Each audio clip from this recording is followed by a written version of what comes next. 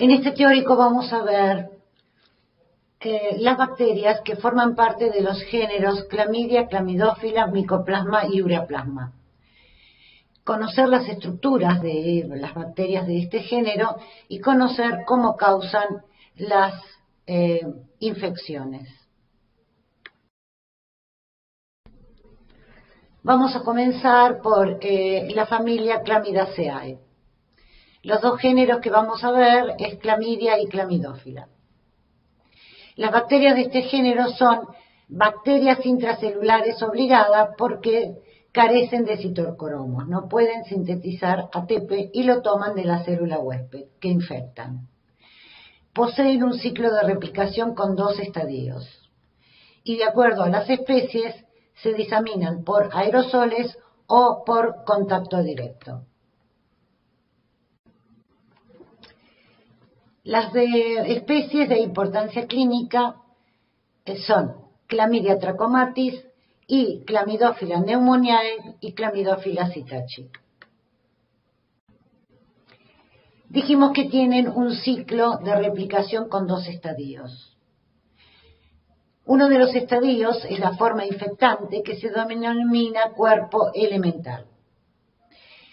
La forma metabólicamente activa con capacidad de multiplicarse intracelularmente en la célula huésped se denomina cuerpo reticular. Acá vemos el cuerpo elemental fuera de la célula más pequeño y el cuerpo reticular dentro de una vacuola de inclusión que son de mayor tamaño y son replicativos. La envoltura tanto del cuerpo elemental como del cuerpo reticular es muy semejante. Poseen una membrana citoplasmática en el espacio, un espacio periplásmico y una membrana externa. En la parte más externa de la membrana externa se encuentra una capa de lipopolisacáridos unidos entre sí por los cationes divalentes. La principal proteína de la membrana externa se denomina MOMP, Main Outer Membrane Protein. Después encontramos proteínas ricas en cisteína. Una de ellas forma una capa proteica en el espacio periplásmico. Es decir, que en lugar del peptidoglicano podemos encontrar esta capa proteica. La proteína que forma esta capa se denomina OMCB. Existe otra proteína de membrana, OMCA, también rica en cisteína, y se formaría un complejo por entrecruzamiento mediante puentes disulfitos entre la MOMP, OMCA y OMCB, dando el complejo denominado COM, Outer Membrane Complex. El cuerpo elemental, como dijimos, es de menor tamaño, tiene un contenido ARN, ADN 1 a 1, lo que indica que es metabólicamente inactivo, está adaptado a la vida extracelular y es infectante y es el que induce la endocitosis en la célula huésped. El cuerpo reticular es de mayor tamaño, ARN, ADN 3 a 1, ya que es metabólicamente activo, es un cuerpo adaptado para desarrollo intracelular, no es infectante y por lo tanto no induce endocitosis. En el cuerpo elemental, la proteína OMCB presenta mayor entrecruzamiento en el periplasma con las uniones disulfito entre la MOMP y OMCA. Este mayor entrecruzamiento hace que en el cuerpo elemental la proteína MOMP sea menos funcional como porina, es decir, menos funcional para tomar nutrientes, ya que es un cuerpo metabólicamente inactivo.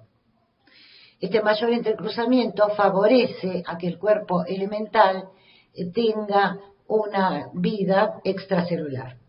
El cuerpo reticular tiene menor entrecruzamiento, entonces la MOMP se vuelve funcional y actúa como porina. Existe un tropismo de las distintas especies hacia los diferentes tejidos. Chlamydophila trachomatis infecta células epiteliales del tracto urogenital. Algunas serovariedades, o sea, algunos tipos, originan infecciones más invasivas porque pueden diseminarse al tejido linfoide. Otras serovariedades causan infecciones en conjuntiva. Chlamydophila pneumoniae es que se transmite por aerosoles respiratorios, infecta las células epiteliales columnales o de transición, primero en las vías altas, luego puede diseminarse a las vías bajas, pero también infecta y se puede replicar en los monocitos, permitiendo su diseminación. Una vez diseminada, también puede infectar a células endoteliales y aquellas del músculo liso. Chlamydophila psittaci también se transmite principalmente por aerosoles, replica inicialmente en las células epiteliales de las vías respiratorias superiores y también en macrófago. Este lo permite, así como Chlamydophila pneumoniae, su diseminación mediante los monocitos, afectando diferentes órganos, aunque tiene un alto tropismo por los alveolos pulmonares.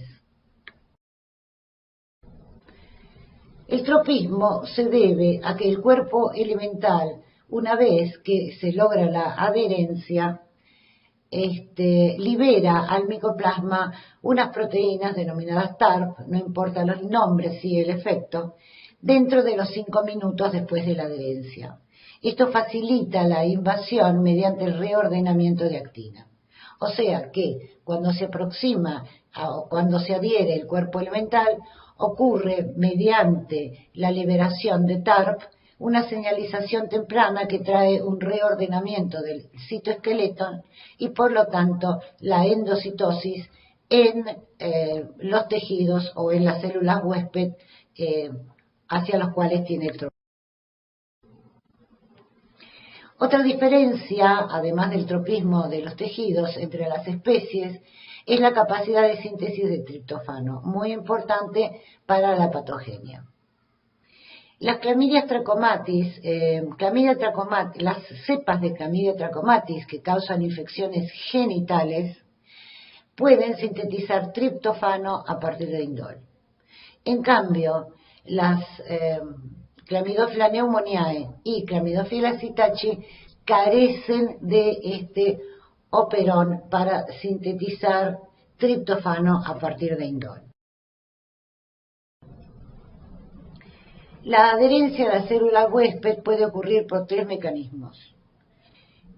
MOMP, a través de MOMP, que reconoce receptores de manosa en la célula huésped, cuando las clamidias o clamidófilas unidas, cuando clamidia o clamidófilas unidas a anticuerpos pueden entrar a través de los receptores para FC, y también MOMP y OMC pueden unir moléculas de parina. Entonces entran a la célula huésped mediante los receptores de los sulfatos de parina presentes en los tejidos en los cuales tiene tropismo.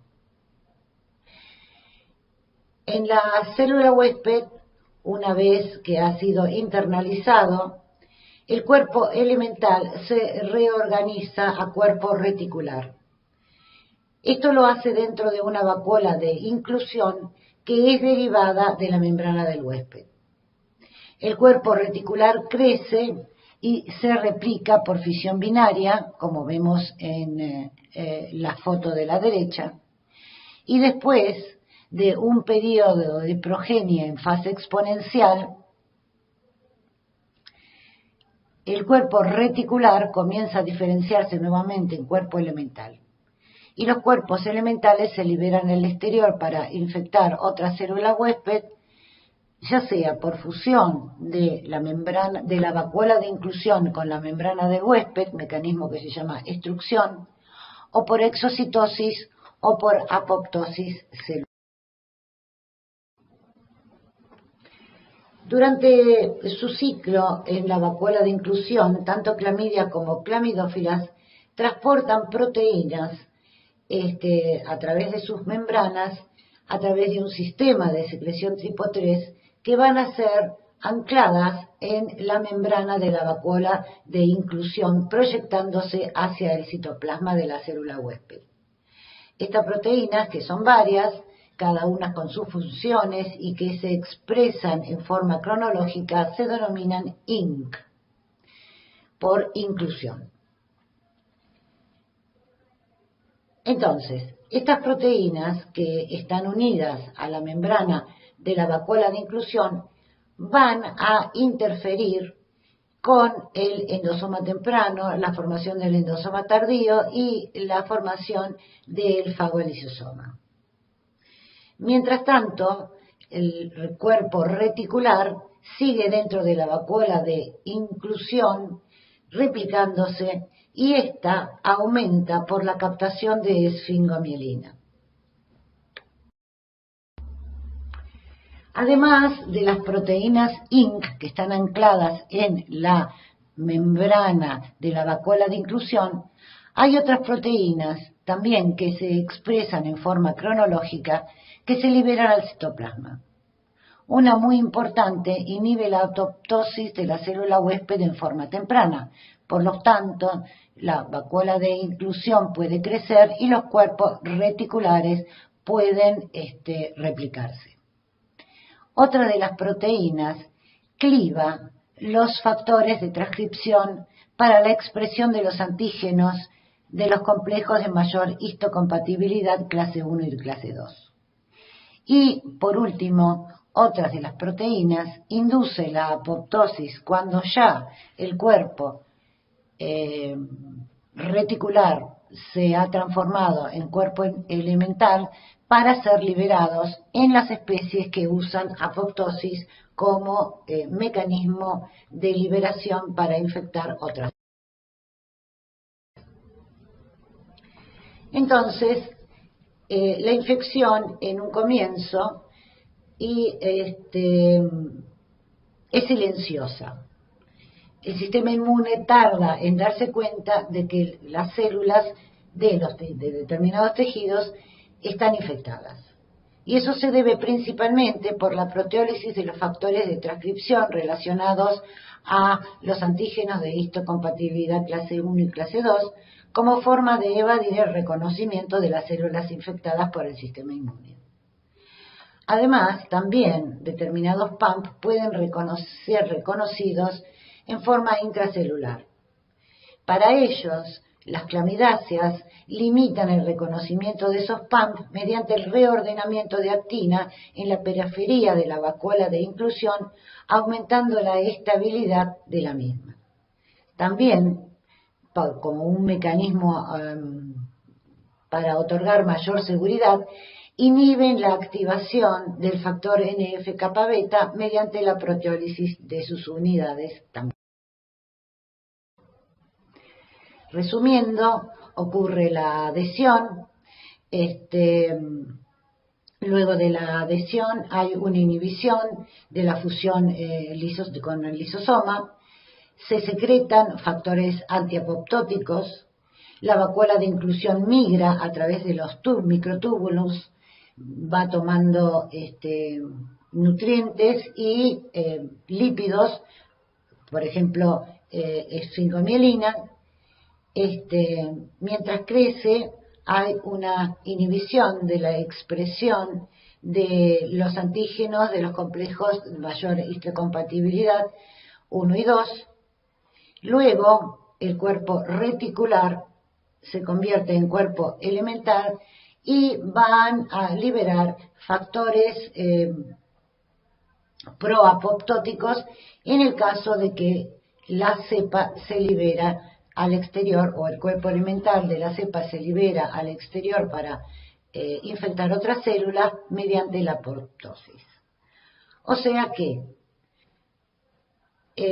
la diseminación y persistencia de esta enfermedad, de esta infección, que en un comienzo es silenciosa, se debe unión y entrada a la célula huésped, modificación del entorno intracelular, diseminación y persistencia. Luego veremos cómo.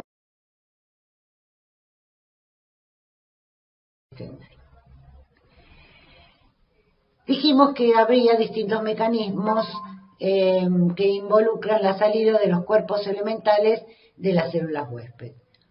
Todos ellos lo que tratan de evitar es la necrosis celular para evadir la estimulación del sistema inmune. La exocitosis sería semejante a la que produce la célula eucariota para liberar moléculas situadas en vesículas. La extrusión, como dijimos, es la compresión de una parte de la vacuola de inclusión dentro de un compartimiento de la membrana plasmática, dejando a la célula huésped intacta, aunque con residuos de inclusión. Este mecanismo tiene la ventaja que queda infectada la célula inicial al mismo tiempo que se infectan otras células. Y la apoptosis es directamente la muerte celular sin necrosis. El ciclo completo se extiende de 48 a 72 horas. Vamos a ver Clamidia trachomatis. Clamidia trachomatis, de acuerdo al tropismo y a otras propiedades metabólicas, se puede dividir en 3 biovariedades. Biovariedad neumonitis en ratón y la biovariedad linfogranuloma venéreo y biovariedad tracoma. Estas dos últimas tienen como único reservorio al hombre. Si consideramos las proteínas MOMP de estas dos últimas biovariedades y su reconocimiento mediante anticuerpos monoclonales que diferencian los epitopes especies específicas, podemos encontrar 20 serovariedades.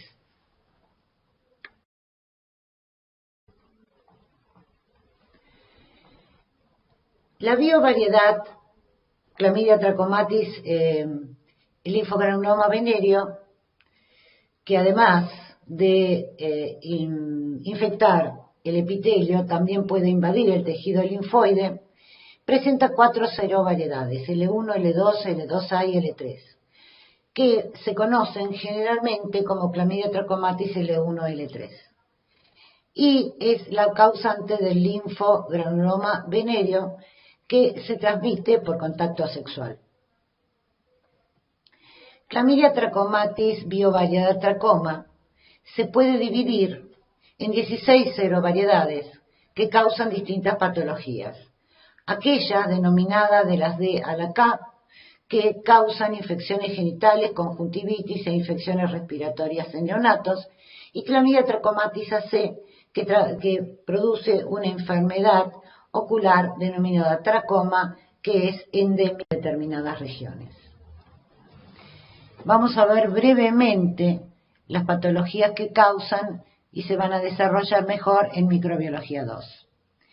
Clamidia trachomatis L1 y L3, que causa el linfogranuloma venéreo, se transmite principalmente por contacto sexual con personas que cursan la enfermedad en forma sintomática o asintomática. La consulta puede ser por un paciente sintomático y su pareja sexual puede ser asintomática. Es una enfermedad sistémica que presenta 3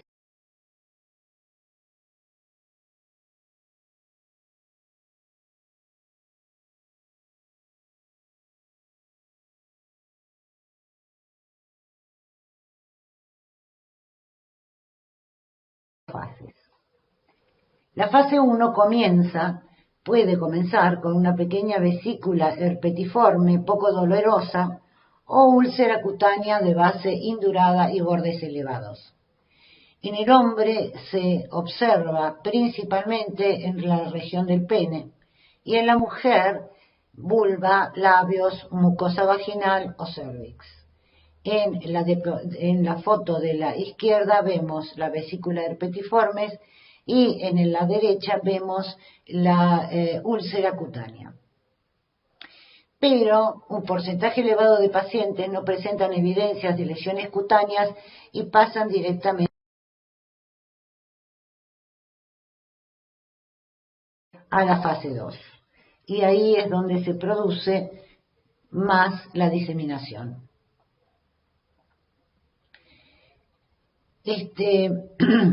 Clamidia trachomatis L1, L3, dijimos que del sitio primario de inoculación, que es el epitelio, se disemina a los ganglios, pero principalmente se disemina a los ganglios de la región donde se inició la infección.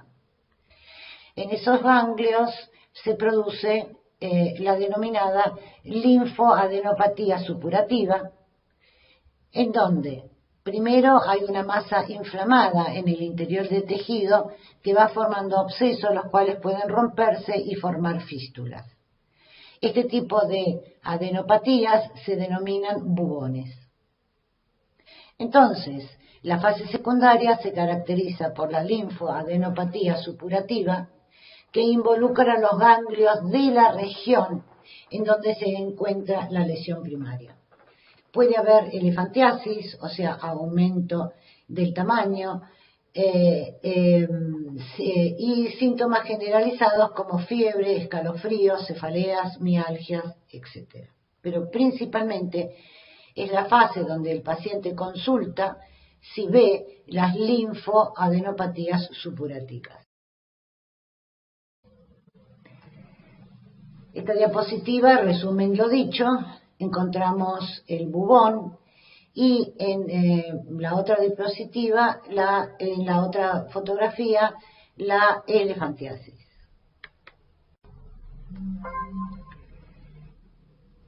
Si la infección primaria se presenta en la región anorrectal, la adenopatía se encuentra a nivel de los linfáticos ilíacos y obturador. Por eso no es tan fácil de evidenciar por el individuo. Pero cuando se produce también a través de esta vía, tenemos casos de proctitis con pus o sangre en el recto y dolor durante las deposiciones y diarrea. Como todo evoluciona, ha ocurrido una recombinación entre Clamidia trachomatis serovariedades D y C, que no causaban el linfogranuloma venéreo, con Clamidia trachomatis serovariedad L2, dando una nueva serovariedad hipervirulenta que causa proctitis con hemorragia severa. La fase tardía, o la tercera, ocurren cambios fibróticos y anormalidades en drenajes linfáticos, dando alteraciones funcionales. La gran mayoría de los pacientes llegan a resolución total con tratamientos antimicrobianos o sin ellos. Por eso tenemos pacientes sintomáticos y asintomáticos si es que no se tratan o no se diagnostica a tiempo Clamidia trachomatis L1. También dijimos que Clamidia trachomatis L1 y L3 puede causar una conjuntivitis oculoglandular, ya sea en neonatos de madres infectadas con la lesión activa durante el parto y también por autoinoculación en adultos. Esta conjuntivitis, además del enrojecimiento, sensibilidad e inflamación ocular con posibles úlceras en la córnea, se caracteriza, como toda la enfermedad causada por Clamidia trachomatis L1 y L3, por linfoadenopatías submaxilares, cervicales y preauriculares. Bueno, si consideramos las otras serovariedades, como Clamidia trachomatis, serovariedad DK, da infecciones genitales y de transmisión vertical, o sea, también por contacto directo. En el hombre, todo esto ya se los dije, se va a ver en micro 2, causa uretritis, epididimitis, proctitis y conjuntivitis. Y en la mujer, uretritis, además de la cervicitis, bartolinitis y conjuntivitis. En el recién nacido de madres infectadas durante el parto, el neonato puede tener conjuntivitis. Las complicaciones que pueden dar esta especie bacteriana o la infección primaria por la especie bacteriana en el hombre principalmente es el síndrome de Reiter, que es un conjunto en donde observamos uretritis, conjuntivitis, poliartritis, lesiones mucocutáneas. No está relacionado con la infertilidad en el hombre, o por lo menos no está comprobado. En la mujer, como causa enfermedad inflamatoria pélvica, o sea, EPI, que es una salpingitis y endometritis, puede originar embarazos ectópicos, infertilidad, sí, ya está comprobado, y diseminación sistémica, donde se pueden ver abscesos alrededor del hígado, artritis y dermatitis. Como complicación de la conjuntivitis del neonato, en forma tardía puede aparecer una neumonitis intersticial, o sea, una neumonía intersticial. Acá vemos la secreción que se puede observar en una uretritis causada por Clamidia trachomatis dk. El exudado, si es que existe, porque puede ser asintomático, es mucopurulento, diferente del exudado purulento causado por Neisseria gonorrhoeae, o sea que es una uretritis no gonocóxica. La cervicitis, que generalmente es asintomática, también puede haber esa secreción mucopurulenta en cervix. Esta es la diferencia entre una secreción mucopurulenta y la purulenta. O sea que la foto de la izquierda muestra una uretritis no gonocóxica y la de la derecha una uretritis gonocóxica. Aunque se observe y se diagnostique uretritis gonocóxica, es muy importante recordar que el tratamiento es para Neisseria gonorrhoeae de acuerdo al antibiograma, o sea, la sensibilidad antimicrobiana que se demuestra in vitro. Pero también se agrega un antimicrobiano contra Clamidia trachomatis dk, porque lo que está indicando es sexo no seguro. Y como Clamidia trachomatis dk está diseminada altamente en la población sexual, se combina el tratamiento. O sea que en la secreción purulenta podrían estar las dos especies bacterianas. Dijimos que la infección de estos patógenos es silenciosa, pero luego de un tiempo, en cierta medida, las células que las contienen se activan. Entonces empiezan a secretarse citoquinas y quimioquinas que causan la infiltración primaria de las diferentes células inmunes al sitio de infección. A la larga se induce el interferón gamma. Ahora, este interferón gamma podría resolver la infección por la destrucción de las células infectadas. Si es que ocurre de acuerdo a la interacción huésped-patógeno, porque intervienen varios factores, es a largo plazo. Mientras tanto, Clamidia trachomatis dk en los genitales externos se sigue transmitiendo. Solamente se interrumpe con el tratamiento antimicrobiano.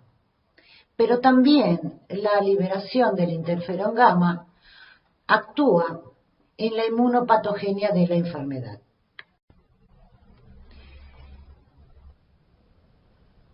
La familia Clamidaceae son triptofano dependiente para su desarrollo y multiplicación dentro de la célula del huésped.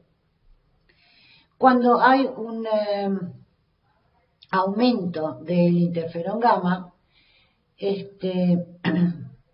las células infectadas hay una inducción, como vamos a ver en otra diapositiva, de la indolamina 2,3-dioxigenasa o IDO.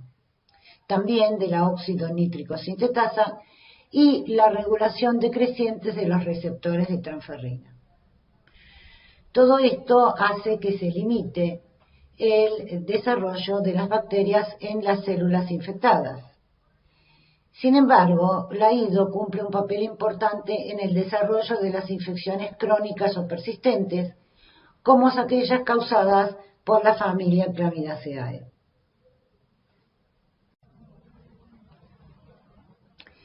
En el esquema de la izquierda vemos que el aumento de interferón gamma produce un aumento de la IDO que convierte el triptofano celular de la célula huésped en quinurenina.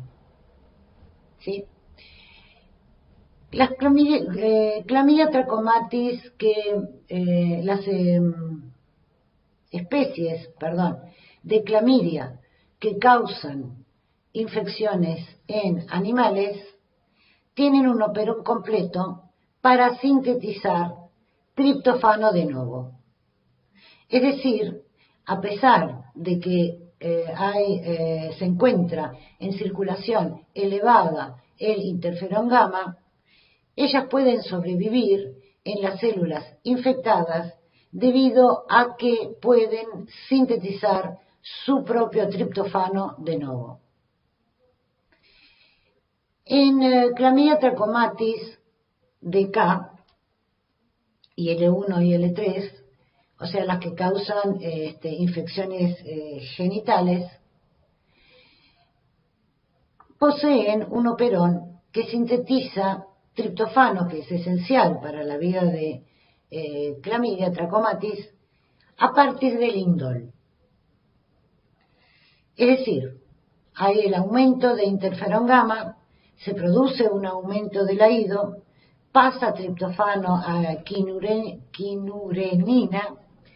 pero las células pueden entrar o pueden captar indol. ¿De dónde sale el indol? Cuando estas Clamidia trachomatis se encuentran en los genitales externos, donde existe una microbiota o donde existe una flora normal, las demás bacterias de la flora normal pueden liberar al entorno indol. Ellos toman el indol, lo transforman en triptofano y sigue la vesícula de inclusión con los cuerpos reticulares metabólicamente activos y replicándose. Eso es un salvataje que tiene Clamidia trachomatis DK, L1 y L3 en los genitales externos. Pero Clamidia trachomatis, especialmente DK, no L1 L3, pueden dar infecciones ascendentes. En las infecciones, en los lugares en donde Clamidia trachomatis DK puede ascender, no existe flora normal y por lo tanto no hay indol. Sí hay interferón gamma y se reduce la cantidad de triptofano en la célula del huésped. Entonces, Clamidia trachomatis entra en una fase de persistencia. Se forman o se desarrollan a partir de los cuerpos reticulares los denominados cuerpos aberrantes. En esos, los cuerpos aberrantes son viables, no cultivables, pueden dar una relación a largo plazo con la célula infectada hasta que se agote el interferón gamma. Es decir, que no van a poder replicarse dentro de la vacuola de inclusión. Disminuyen al máximo su metabolismo y se convierten en cuerpos aberrantes. Y la vesícula la vacuola de inclusión se convierte en una vacuola con cuerpos aberrantes, como vemos en la fotografía 1. Cuando ocurre la depresión del interferón gamma, los cuerpos aberrantes vuelven a evolucionar a cuerpos reticulares y ahí siguen siendo metabólicamente activos, empiezan a replicarse, se diferencian en cuerpos elementales y van a seguir infectando otras células. En esta serie de fotografías se utilizaron o se utilizó inhibidor de la IDO que es inducida por interferón gamma. Entonces vemos en la 2 cómo los cuerpos aberrantes ya empiezan a ser cuerpos reticulares y siguen su vía.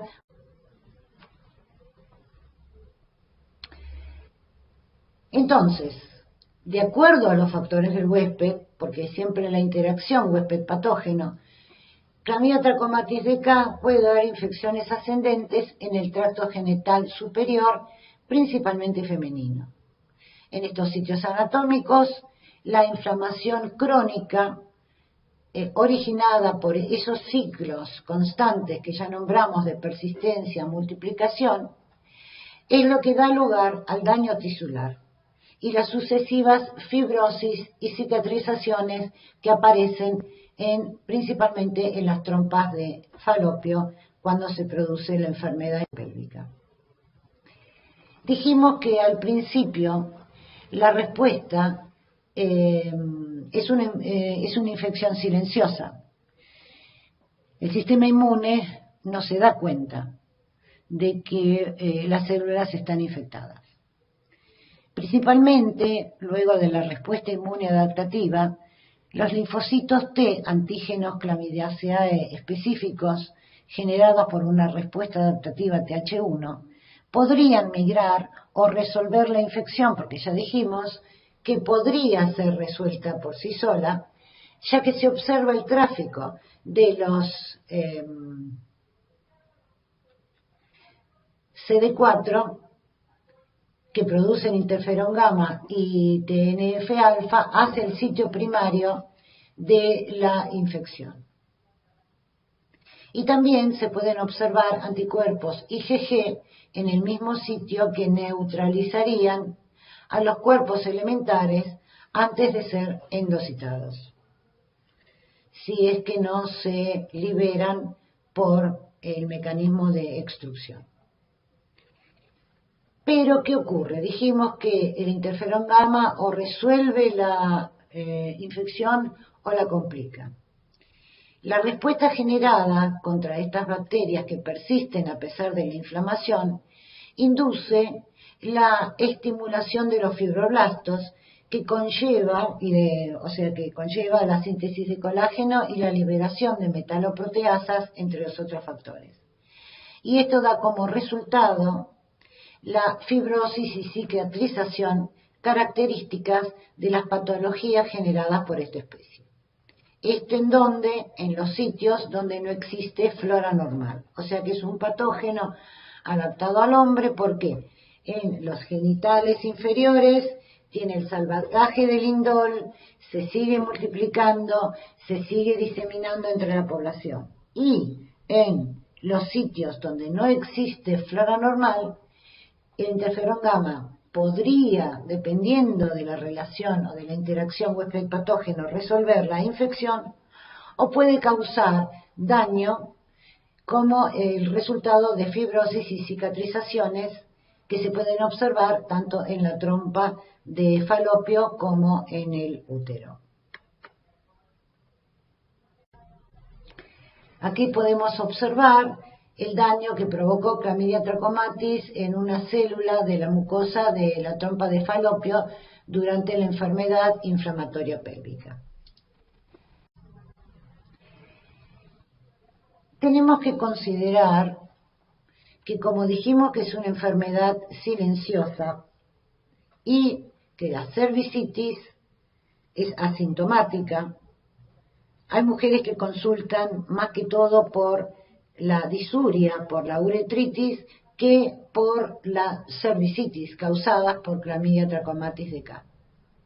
Y dijimos que la enfermedad o que las bacterias pueden ascender. Ahora, ¿qué sucede? 4 de cada 10 mujeres no tratadas desarrollan la enfermedad inflamatoria pélvica, pero también es asintomática, o sea que no consultan. La enfermedad inflamatoria pélvica trae como consecuencia infertilidad de origen tubario, embarazos ectópicos y el síndrome de dolor pélvico crónico. Además del problema causado por la reacción inflamatoria con ese daño de cicatrizaciones que ya vimos, existen evidencias que se suman procesos autoinmunes, ya que clamidia induce procesos autoinmunes para dar la infertilidad de origen tubario. Durante la infección se libera al entorno de las células infectadas proteínas, entre ellas la de proteína de choque térmico 60, que es igual o semejante a la producida en el huésped. En consecuencia, el sistema inmune produce anticuerpos contra esta proteína.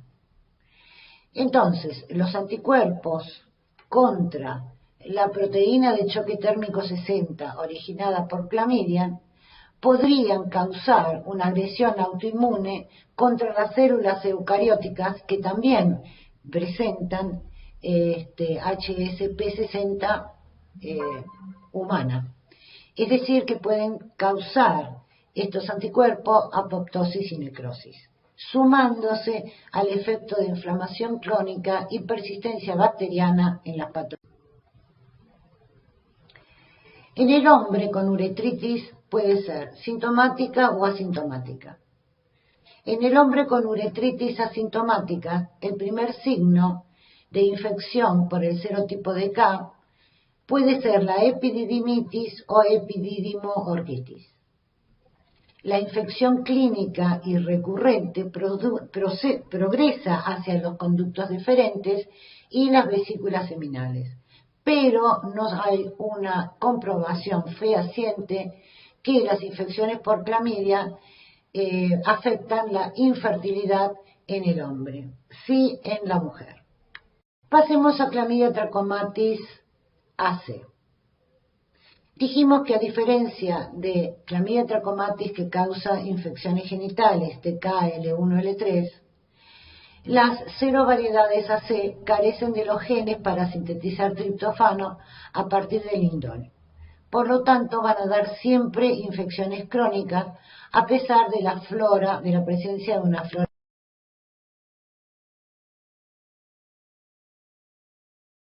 acompañante. Estas serovariedades causan el tracoma, que es una enfermedad que puede dividirse en dos etapas. El tracoma activo, que es una conjuntivitis folicular del tejido linfático, de la conjuntiva tarsal, o sea que la conjuntivitis se ubica en el párpado superior y está acompañada de una descarga mucoide o acuosa. Esta etapa puede resolver espontáneamente y con frecuencia existen sobreinfecciones por bacterias o por microorganismos que forman parte de la flora en esa región.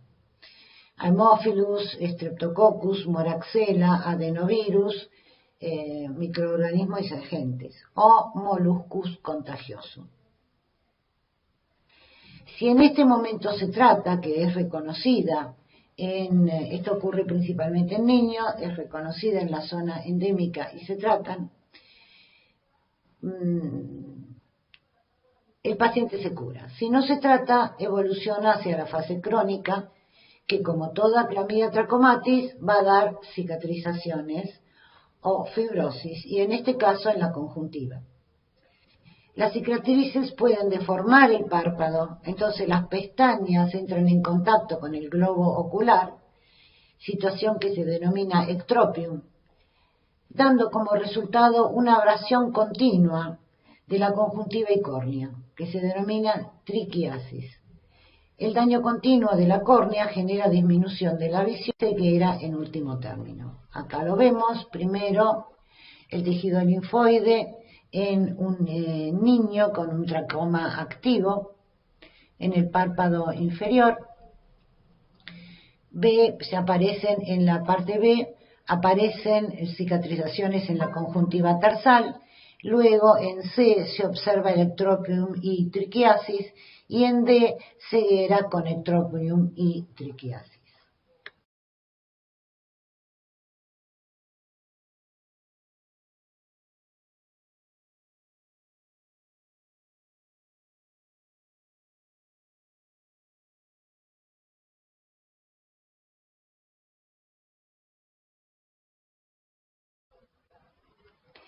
Pasemos a Clamidófila pneumoniae. Es una bacteria también cuyo único reservorio es el hombre, por ahora, no sé, está en duda, pero que causa principalmente, como su nombre lo indica, neumonía y bronquitis. También está implicada en la sinusitis y en la faringitis y en enfermedades crónicas, ya que como todo género, toda la familia Clamidaceae tiene enfermedades crónicas, asma intrínsecas, arteriosclerosis, la sarcoidosis y la enfermedad de Alzheimer. Todo esto se verá en mi...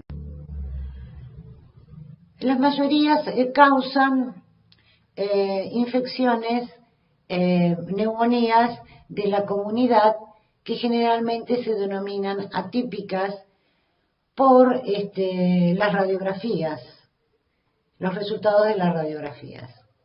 No son atípicas, son típicas de este tipo de bacterias. La mayoría de las neumonías son leves, autolimitadas y difíciles de diferenciar clínicamente de la causada por Mycoplasma pneumoniae, que luego veremos.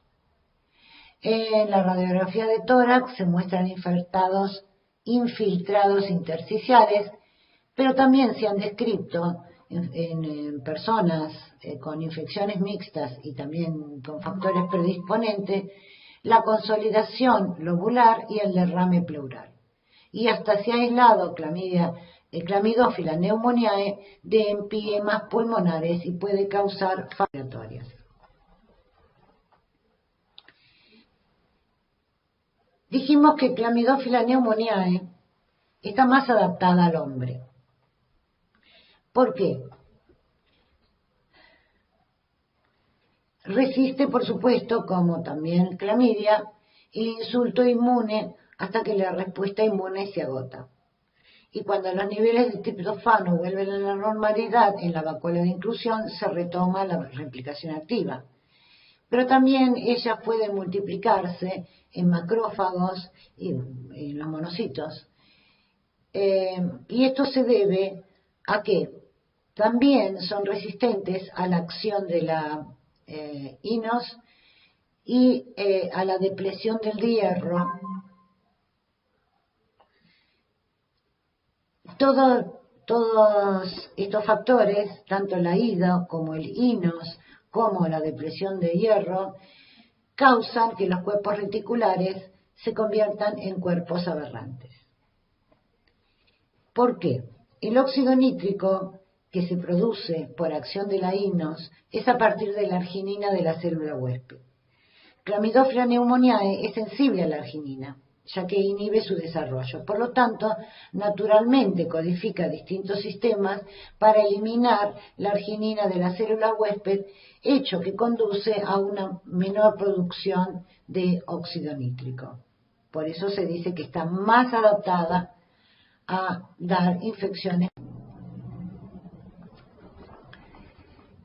Clamidófila psittaci es una enfermedad zoonótica, es decir, que el hombre la adquiere a través del contacto con animales infectados. Generalmente, en este caso, es de pájaros sintomáticos o asintomáticos, loros, palomas, cotorras, y igual que Clamidófila pneumoniae, se adquiere por inhalación. En este caso, del polvo de las jaulas contaminadas con heces u orina, o polvo que se despide del plumaje. También puede ocurrir, menos frecuentemente, por picaduras con los pájaros infectados. Aunque el contagio interhumano es posible, es poco frecuente. Pero el Ministerio de Salud determina que los contactos de las personas enfermas, familiares o compañeros de trabajo deben ser controlados para identificar la aparición de los síntomas en forma precoz. Clamidófila citachi ingresa por vía aérea, igual que Clamidófila pneumoniae, pasa sangre, como también tiene la capacidad de replicarse y de sobrevivir en el sistema mononuclear, puede diseminarse a distintos órganos, pero posee mayor tropismo por los alvéolos pulmonares, donde causa proliferación y descamación de los neumocitos alveolares. Puede ser asintomática la forma de presentación o sintomática leve como un cuadro pseudogripal, pero también puede desarrollarse una neumonía grave y como tiene el acceso a distintos tejidos puede dar meningitis pero a líquido. Ahora vamos a pasar a los molicutes.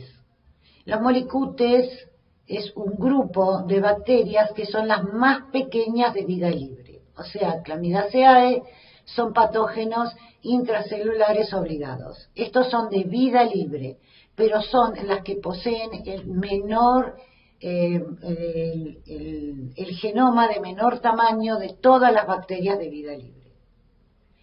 Existen muchos géneros, de los cuales vamos a hablar de Mycoplasma y Ureaplasma.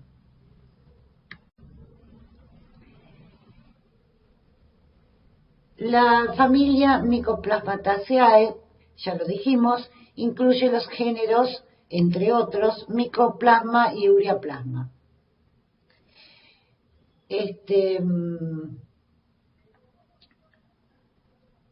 Estos géneros poseen especies que pueden colonizar o causar patología en el hombre. El género Mycoplasma cuenta con innumerables especies, de las cuales 12 son las más frecuentemente encontradas, como ya veremos, dentro de la flora normal del hombre. 2 de ellas, o sea, 12 son flora normal, 2 causan patología. Mycoplasma pneumoniae, Mycoplasma genitalium. Mycoplasma hominis se comporta como un patógeno oportunista, porque también puede formar parte o forma parte de la flora normal de vagina. En el género Ureaplasma, 2 de sus 6 especies forman parte de la flora normal geneturinaria y también se comportan como patógenos oportunistas, Ureaplasma urealyticum y Ureaplasma. Ya dijimos que son bacterias extracelulares con el genoma más pequeño de las bacterias de vida libre. Carecen de pared celular y también carecen de membrana externa. La membrana citoplasmática o celular de la bacteria se caracteriza por contener esteroles igual que la membrana de la célula de las células que infectan. Estos esteroles dentro de los esteroles encontramos el colesterol, que es esencial para la función de la bacteria y para causar la patología. Son tan pequeños que son capaces de pasar por filtros que retienen la mayoría de las otras bacterias. Entonces se caracterizan por ausencia de peptidoglicano o pared celular. Eso los hace resistentes a los antibióticos betalactámicos y por supuesto no se pueden ver al GRAM y tampoco al microscopio óptico, porque son muy pequeñas. Se caracterizan por un genoma pequeño que carecen de la capacidad de sintetizar precursores para la biosíntesis de proteínas y ácidos nucleicos. Es decir, que han perdido todos los genes que pueden codificar los precursores de las macromoléculas y por lo tanto su genoma es pequeño, pero suficiente como para otorgarle la habilidad de tener una vida libre y de causar infección. Aquí vemos todas las especies de micoplasma y ureaplasma que se pueden encontrar en el hombre. En los sitios de colonización es la orofaringe o el tracto genitourinario, y los que son realmente causan patología al estar presentes, Mycoplasma pneumoniae, Mycoplasma genitalium, y también puede ser Mycoplasma fermentans, que causa en determinados individuos un tipo de artritis. Tanto Mycoplasma hominis como Ureaplasma urealyticum y Ureaplasma parvum son patógenos oportunistas. Dijimos que carecen de pared de péptido glicano, o sea, pared celular, pared bacteriana, y también de membrana externa. Entonces, contienen una membrana citoplasmática, que como toda membrana es una bicapa de fosfolípidos, y en la parte más externa tienen una capa de lipoproteínas. Intercaladas en este tipo de membrana citoplasmática se encuentra el colesterol. La falta del péptido glicano, como así de una membrana externa que le da rigidez, origina el pleomorfismo. Pueden ser en forma redondeada o en forma de uso. La forma de uso está dada porque debajo de su membrana citoplasmática, como vamos a ver, contienen un citoesqueleto fibroso, formado por distintas proteínas. Cuando se encuentra en forma de uso, que es como va a infectar al hombre, podemos describir en el micoplasma, tanto Mycoplasma pneumoniae como Mycoplasma genitalium, una cola, un cuerpo y una organela de adherencia OTIP. Acá se observa mejor en la fotografía de la izquierda cómo la adhesina se encuentra en la parte más superior de la organela de adherencia OTIP, mantenida en ese lugar por otras proteínas accesorias, especialmente HMW1, HMW2, etc. Esta tip de adherencia es lo que permite la colonización de las superficies mucosas del huésped. En la parte superior de la figura de la derecha observamos al micoplasma como en forma de uso está adherido en la mucosa respiratoria entre las cilias y las microvellosidades. Y debajo de esta diapositiva se observa al micoplasma también adherido de la misma manera. Si sacamos la membrana citoplasmática, se ve directamente el citoesqueleto, que está formado por tanto las proteínas del citoesqueleto en sí, como aquellas accesorias de la adhesina, y que algunas de ellas muestran homología con la miosina, queratina y fibrinógeno de mamíferos. Esto trae que en los pacientes con infecciones respiratorias por Mycoplasma pneumoniae existe una cero conversión contra las proteínas del huésped, y existe en la neumonía, en un 25% de los que tienen neumonía de la comunidad por Mycoplasma pneumoniae, manifestaciones extrapulmonales, o exantema y anomalías cardíacas, por las cuales generalmente el paciente consulta. Estos desórdenes autoinmunes son semejantes a la fiebre reumática aguda post-infecciones estreptocóccicas.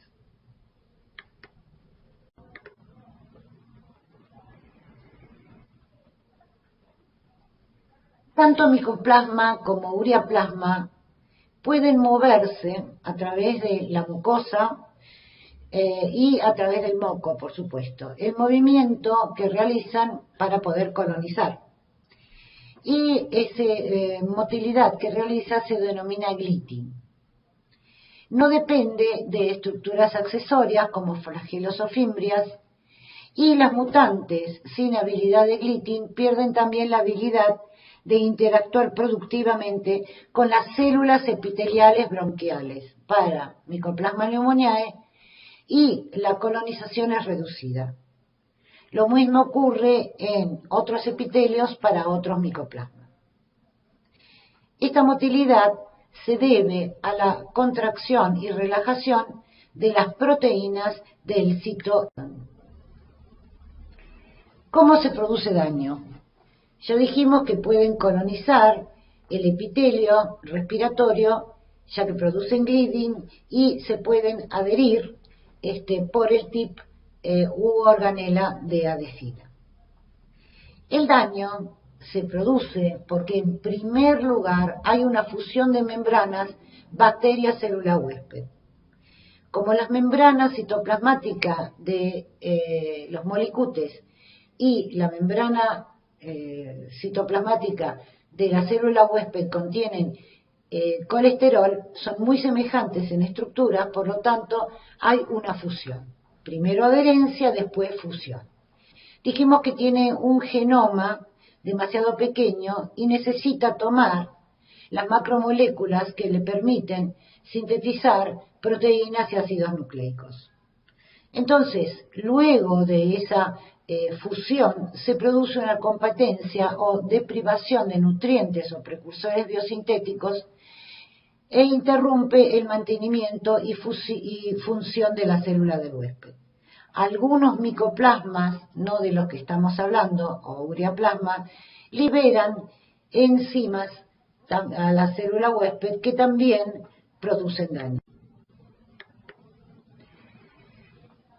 Además, cuando se produce esa fusión entre membranas y la deprivación de nutrientes o de factores importantes a la célula donde están adheridas, las infecciones por micoplasma o ureaplasma causan un aumento del daño oxidativo, o incrementan el daño oxidativo que se produce por la activación de las células a las cuales están adheridas. Micoplasma y ureaplasma van a sintetizar el colesterol que necesitan a partir del glicerol de la membrana del huésped, después de la fusión. Esto va a traer una mayor liberación de peróxido de hidrógeno y ion superóxido, que van a disminuir la actividad de la superóxido dismutasa y de la catalasa de las células a las cuales están adheridas. O sea que la célula infectada se vuelve más sensible al daño oxidativo. Por si esto fuera poco, recientemente, cosa que ha revolucionado el mundo, porque no podían creer que Mycoplasma pneumoniae podía elaborar una exotoxina que aún está muy poco caracterizada, pero en algunas cepas se vio que liberan esta exotoxina al entorno y tienen una homología con la subunidad S1 de Bordetella pertussis, o sea que causan la deperribosilación de distintas proteínas. Como resultado de ellos se ve en el epitelio respiratorio vacuolización y ciliostasis. Los pacientes infectados con estas cepas muestran una patología respiratoria más severa que se denomina, y por lo tanto la toxina se denomina de toxina del síndrome de distrés respiratorio adquirido en la comunidad. También esta toxina es capaz de unirse a la proteína surfactante A de los alveolos, contribuyendo a una mayor colonización. Entonces, la deperribosilación de distintas proteínas celulares conducen a una cascada de eventos que produce desorganización tisular, inflamación, disfunción de las vías aéreas, además de la vacuolización. La interacción con el sistema inmune es muy complejo, pero digamos que ellos pueden evadir al sistema inmune mediante la variación antigénica de los múltiples antígenos que están en micoplasmas y ureaplasmas y que son los glicopéptidos y lipoproteínas que están expuestos en la superficie celular encima de la membrana citoplasmática de estas bacterias. Y también ejercen un amplio rango de efectos inmunomoduladores, estimulan la estimulación policlonal de los linfocitos B y T, y actuando todos ellos en conjunto como antígenos de superficie como superantígenos. También la neumonía caracterizada por Mycoplasma pneumoniae, además de que un 25% tienen síntomas extrapulmonares, puede inducir anergia temporal en la fase aguda. Entonces, eso se nota porque durante la fase aguda de la infección se observa una prueba de tuberculina negativa.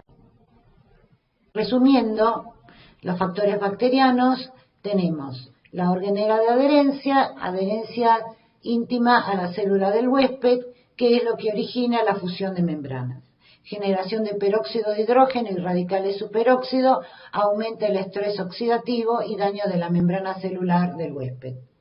La competición y depresión de los nutrientes o precursores biosintéticos interrumpe la estabilidad y las funciones de la célula del huésped. Algunos micoplasmas pueden también segregar o secretar enzimas dentro de la célula del huésped, y la evasión del sistema inmune es alta frecuencia de variación antigénica. También pueden residir dentro de las células epiteliales como posibilidad de estadios latentes o crónicos, y así evitar mecanismos inmunes, bactericidas y a los antibióticos. Mycoplasma pneumoniae causa infecciones respiratorias agudas y crónicas, traqueobronquitis, y forma parte de las neumonías adquiridas en la comunidad, igual que Chlamydophila pneumoniae. También está relacionado a la exacerbación del asma en niños y, como ya dijimos, presenta desórdenes extrapulmonares. El único reservorio aparentemente es el hombre, también se disemina por aerosoles, igual que Chlamydophila pneumoniae, y la neumonía se desarrolla en el 3 al 10% de las personas expuestas en entornos abiertos, y se necesita hacinamientos para aumentar el porcentaje de transmisión. También hay factores de riesgo, como los niños con alteraciones inmunes, como anemia de células falciformes, apenomagalia funcional, síndrome de Down, que pueden dar una infección respiratoria grave y de evolución fulminante. Y por supuesto, a las personas con hipogamaglobulinemia, que también es un factor de riesgo para infecciones del tracto respiratorio y sus complicaciones a nivel articular. Causa del 15 al 20% de las neumonías adquiridas en la comunidad. Y el grupo más afectado, o sea, esto no implica, porque cada vez se ve que puede ser aislado en niños menores de 4 años y en personas avanzadas, pero el grupo de mayor incidencia de infecciones respiratorias son la población entre 5 y 19 años. Mycoplasma hominis y Ureaplasma urealyticus. Dijimos que son comensales o patógenos oportunistas. Mycoplasma hominis está presente en aproximadamente el 15% de los hombres y mujeres sexualmente activos. Generalmente se comportan como comensal. Ureaplasma urealyticum o Ureaplasma parvum coloniza más el 60% de las mujeres sexualmente activas asintomáticas, de las cuales se puede aislar ambos ureaplasmas de muestras cérvico-vaginales. Y también se encuentra presente en los hombres sexualmente activos. Mycoplasma genitalium, que dijimos que es un patógeno, no se encuentra en forma endógena, es decir, no forma parte de la flora normal. Cuando se diagnostica es sinónimo de infección. Mycoplasma genitalium es uno de los agentes etiológicos de uretritis no gonocóxicas. Entonces, cuando ustedes en microdos dicen las uretritis pueden ser gonocóxicas, producidas por Neisseria gonorrhoeae, y no gonocóxicas. Luego de las uretritis no gonocóxicas, principal agente es Clamidia trachomatis DK, seguido por Mycoplasma genitalium. Posee una asociación significativa con la badanitis o postitis.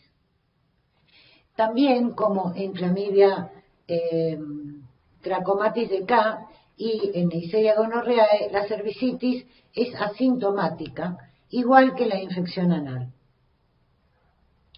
En mujeres con signos y síntomas de cervicitis, el 70% de las no causadas por Neisseria gonorrhoeae o por Clamidia trachomatis DK se deben también a Mycoplasma genitalium. Aparentemente, las mujeres infectadas con Mycoplasma genitalium poseen también 2 veces mayor riesgo de sufrir enfermedad inflamatoria pélvica, con la consecuencia de infertilidad. Pero es mucho más alto el riesgo con Clamidia trachomatis DK. Al igual que Clamidia trachomatis DK, puede ocasionar también uretritis en la mujer. Y también la infección por Mycoplasma genitalium, al igual que vamos a ver ureaplasma, SPP, han sido relacionadas a nacimientos pretérminos. Mycoplasma hominis, también lo van a ver mejor en microdos, es un potencial patógeno porque per se no es que sea el patógeno primario, pero forma un complejo que causa la vaginosis bacteriana. También conocida como complejo de Gham, porque es la unión de la acción en una biopelícula formada principalmente por Gardnerella vaginalis, bacterias anaerobias y micoplasmas, en donde el principal representante es Mycoplasma hominis. Ureaplasma urealyticum y Ureaplasma parvum están en signos de pregunta que pueden causar uretritis no gonocóxicas. Eso está en los libros más viejos, porque realmente ninguna de las 2 especies de ureaplasma causan uretritis no gonocóxica. Lo que causan es, cuando se encuentran como comensales, pueden llegar a causar uretritis y prostatitis crónica. Y la asociación con cervicitis tampoco es clara. Pueden estar presentes en la vaginosis bacteriana, aunque el principal molicute que forma parte del complejo Gham es Mycoplasma hominis. Sí son agentes etiológicos de infecciones urinarias, porque además pueden producir y liberar ureasa. Y la actividad de la ureasa en ambas especies han sido relacionadas con la producción de cálculos urinarios, como pasa también con Proteus mirabilis. Ureaplasma SPP, es decir, Urealyticum y parvum, se relacionan con una serie de condiciones que pueden afectar a la mujer embarazada y al feto. O sea, Mycoplasma hominis puede dar la vaginosis. Y las 2 especies de ureaplasmas son factor de riesgo obstétrico.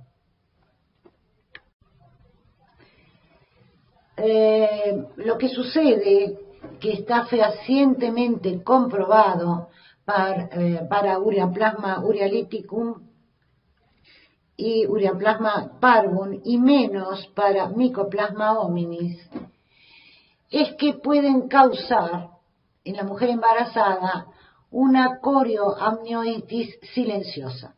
¿Qué significa esto? Como son tan pequeños, son capaces de atravesar por vía ascendente las membranas y el corion de la placenta y llegar hasta ahí, sin producir la ruptura prematura de la membrana. Cuando ocurre una corioamnioitis sintomática, también esta puede ser detectada a nivel diagnóstico, pero esta es silenciosa, porque no ocurre rupturas de membrana. En las membranas ocurre una gran reacción inflamatoria. Y esta gran reacción inflamatoria que se puede observar en las membranas de la corioamnionitis subclínica es la patología central que causa trastornos en la madre y en el feto. En la madre se asocia a abortos y en las complicaciones fetales y neonatales pueden ser parto pretérmino. Acá está puesto neumonía, pero para hacerme recordar que no causa neumonía congénita. Lo que causa es una displasia broncopulmonar. Entonces, principalmente esto para ureaplasma spp. Para Mycoplasma hominis, la relación entre la producción de corioamnionitis y los problemas en la madre y en el feto es controvertido. Esto se va a ver más en micro 2, pero quiero recordarle que no causan ni meningitis neonatal ni neumonía congénita. Causan displasia broncopulmonar y también lesiones en las sustancias blancas del sistema nervioso central que se va a ver. Entonces, la gran reacción inflamatoria que se produce a nivel de las membranas no de las bacterias, es la reacción inflamatoria. Causa lesiones en el pulmón y en el cerebro pretérmino, mediadas, vamos a de nuevo. Induce lesiones, lo remarcamos, en el pulmón y en el cerebro pretérmino, mediadas por la respuesta inflamatoria que induce en la placenta. El momento, la duración y la intensidad de la misma son las principales determinantes del tipo de desenlace. Entonces, la exposición prolongada del feto a las citoquinas inflamatorias inhibe el desarrollo alveolar, contribuyendo a la aceptación anormal del pulmón pretérmino y trayendo la displasia broncopulmonar, no neumonía. Y es controvertida, nunca se ha aislado, la asociación entre ureaplasma y meningitis neonatal. Muchas gracias.